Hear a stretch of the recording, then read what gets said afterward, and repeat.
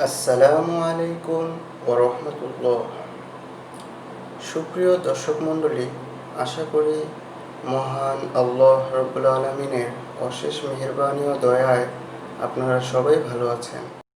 मेरे पास एक नौजवान आया, वो मुझसे कहने लगा कि मौलाना साहब बीवी से बड़ी लड़ाई होती है, कोई तावीज़ दो। तो मैं ये दो रिश्तों पे क्या कर दो, ना सस्सा ते तवीज़ चल रहा है ना बेगमात ते तवीज़ चल रहा है। मैंने कहा तुम ऐसा कर, जब खाना खाने बैठो ना तो रोज़ाना 2-4 लुक़मे अपने हाथों से खिला दिया कर, ये मेरे नबी का तरीक़ा है, मोहब्बत पैदा हो जाएगी। कहने लगा अच्छा। कुछ दिन हुए तो उसका फ़ोन आया, मैंने उससे पूछा मेरे नुस्खे पे अमल किया था? कहने लगा नहीं। मैंने कहा क्यों? कहने लगा शर्म आती। तो मैंने कहा कमजोर से लड़ते हुए शर्म नहीं आती? कमजोर से लड़ना भी कोई इंसानियत। गामा थी ना, गामा पहलवान का नाम सुना है ना? इसने 1915 में, सितंबर 1915 में लंदन में अमेरिकन पहलवान था ज़बिस्को, उसको 2 घंटे की कुश्ती में हराया था और उस समय ज़मान का टाइटल मल्का बरतानिया से लेकर आया था। तो यहाँ वो अंदरून लाहौर में रहायशी था, तो सब्जी लेने गया तो सब्जी वाले से हो गया कोई भाव ताव पे झगड़ा। तो सब्जी वाले ने वो होता ना वजन वाला बाट उठा के उसको मार दिया। वो गामे के यहाँ लगा, खून निकल आया। तो उसने पगड़ी का बल खोला और नीचे से बांध के ऊपर करके फिर उसको चल पड़ा। तो लोगों ने कहा पहलवान जी वो तो दुनिया दे रुस्तम ते ऐ माड़ा जा बंदा तुहानू मार गया, तुसीं आखे कुछ नहीं। तो उन्होंने कहा माड़े नू मारदियां शर्म आती है, माड़े नू मारदियां शर्म आती। मैंने कहा बेवकूफ, औरत से भी लड़ा जाता। तू चल कर मुझे बता। थोड़ी देर बाद उसका फोन आया, कहा मौलाना साहब वो तो कमाल ही हो गया। मैंने क्या हुआ? कहा मैंने उसके मुंह में लुकमा रखा, उसका मुंह कुत्ते ही खुले ही रह गया, इंज करके बैठी रह गई। वो आखन लगी ए तेरा काम नहीं, तेन दस तेन आख्या क्या तू आप नहीं कर सकना। उसने कहा मैं आ गया, मैं तो मौली तारे जमील आ गया। उसने कहा दे बच्चियां दा अल्लाह भला करे जाए, तेन बंदा बनाया। हमारे राजपूतों में एक शाख होती है रंगड़, बड़े कोड़े होंगे न, मतलब हमारी बिरादरी। तो उसका एक जिम्मेदार हमारे साथ चलता था, हम जमात में इकट्ठे चलते थे। तो मेरा ये मुस्तकिल मजमून है, मैं बयान करता हूँ मेरे नबी के अखलाक, नबी की ज़िंदगी। चूँकि आम तौर पे बयान नहीं होती, मैं इसे खोल के बयान करता हूँ कि इन सब के घर बनने वाले या बन चुके या बनने वाले।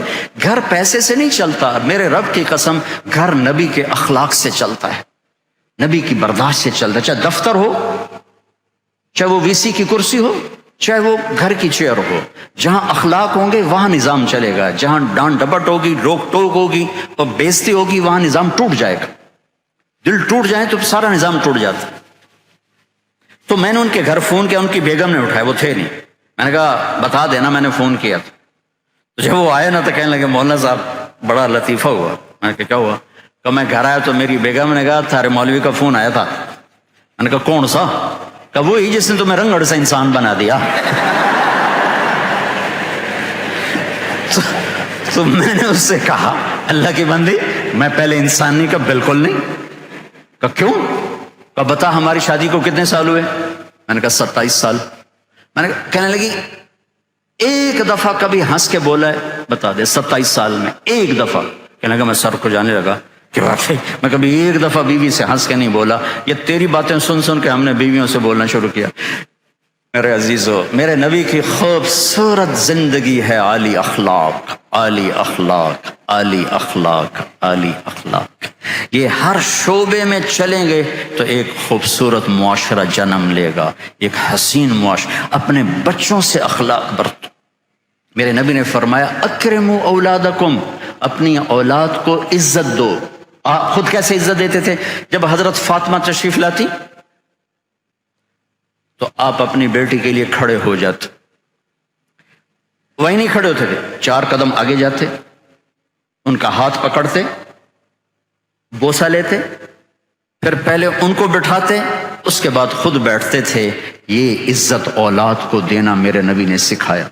हज़रत अली का फरमान है अकरमु औलादकुम फ़इन्नहुम खुलिक़ू लिग़ैरि ज़मानिकुम, अपनी औलाद को इज्जत दो जो तुमसे अगले ज़माने के लिए पैदा किए गए हैं। तुम्हारे नाम को जिंदा रखेंगे अगर उनको इज्जत दे के मरोगे। और तरबियत के नाम पर डांट डपट, डांट डपट, डांट डपट, ये या झूठ पे ले आएगी औलाद को, या वो दोगले हो जाएंगे या मुतनफ़िर हो जाएंगे। ये हमारे बरसीर सोटा डंडा, सोटा डंडा, चौथी जमात में पढ़ता था मैं। اور دسمبر کا مہینہ ماسٹر محمد شفیع مرحوم بڑے نیک استاد, بڑے مخلص, لیکن مار مار تباہی کر دیں دیا.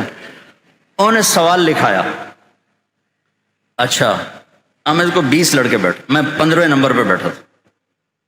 جب میں ویکھا میں سوال نہیں آمدہ, پہلے لڑکے کی سلیٹ دیکھی گئی, کلر ٹھو ٹھو ٹھو ٹھو, میں کہا لے مر گیا. اب میں سوال حل کرنے کی بجائے جان بچانے کی سوچنے لگا, ہوں میں جان کی میں بچاونی, کیونکہ سوال تو آتا نہیں, شاید زور لگاتا تو کوئی حل نکل آتا, لیکن میں کہ ہوں جان بچاؤ بھائی. اب لڑکے قریب آ رہے ہیں, فاصلہ گھٹ رہا ہے, اور میرے پسینے چھوٹ گئے, ٹھنڈے, برا حال, کہ یا اللہ اتنے سوٹے میں کمی کھامنے. اچھا, ایک ثقافت, پرائمری سکول, ہمارے والد علاقے کے ذمہ دار استادوں کو گندم دینا, چاول, گھی, مکھن, شکر, آم, کنو, مالٹے, امرود, جو کچھ ہمارے پاس ہوتا تھا, ہمارے والدین یہ رشوت نہیں ہوتی تھی, یہ اپنی سعادت سمجھ کے استادوں کی خدمت کرتے تھے. اب میں نے سوچنا شروع کیا, ہم موسم کیڑا ہے, مالٹا بھی کوئی نہیں, کنو بھی کوئی نہیں, آم بھی کوئی نہیں, امرود بھی کوئی نہیں, یا اللہ ہوں کی کرا. میں نے خیال آیا مرچاں ہیں. اب جب رہ گئے نا 3 لڑکے تو میری ترکیب ساری مکمل ہو گئی. تو جب 3 لڑکے رہ گئے تو میں اٹھا, میں کہ استاد جی, ابا جی پہنان دیان کل مرچاں توڑے گھر اپڑ جیسے. اس نے کہا اچھا پتر تو ایدے ہو کے بیٹھ. اب میں ڈنڈے تو میں نے نہیں کھائے, لیکن میرے جھوٹ پر مجھے میرے استاد نے مجبور کی کہ میں جھوٹ بولا. جاتی ہیں مرچیں بھی جاتی تھی, ہر شے جاتی ہے, اس وقت کوئی ایسی بات نہیں تھی. تو میں کہا کہ میں آج مرچا نال مرچاں ہی وڈھا, ڈنڈا بھی مرچی ہوتی ہے, ساری مرچیں لگ جاتی ہیں. تو میں نے اپنے استاد سے جھوٹ بول دیا.